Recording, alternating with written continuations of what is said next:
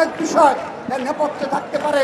আমরা আজকে সাম্যর বড় ভাই সৈকত ভাইয়ের মাধ্যমে সেই বিষয়গুলো স্পষ্ট হলো, অবগত হলাম। আমরাও এখন পুঙ্খানুপুঙ্খ তদন্ত দাবি করছি। আবারও এই তিনজনই শেষ করা নয়, যারা প্রকৃত খুনি তাদেরকে গ্রেপ্তারের দাবি করছি। এবং আজকের এই সমাবেশ থেকে আমরা স্পষ্ট ভাষায় ঘোষণা দিচ্ছি, বাংলাদেশ জাতীয় ছাত্র দলের হাজার হাজার নেতাকর্মী আজকের শাহবাগের দপ্তরে উপস্থিত হয়েছে। আজ তিনি 9 মাস অতিবাহিত হয়েছে। তারই ধারাবাহিকতায় সাম্য হত্যা, পারভেজ হত্যা হয়, ছাত্র দলের নেতাকর্মীরা এখনো খুন হয়।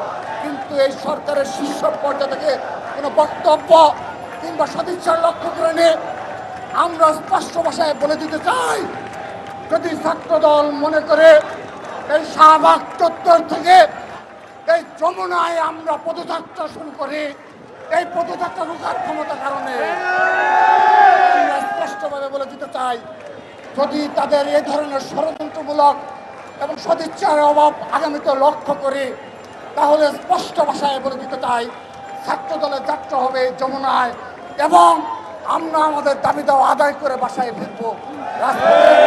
আমরা যতক্ষণ চাইবো ততক্ষণ যমুনা অবরোধ করে রাখবো।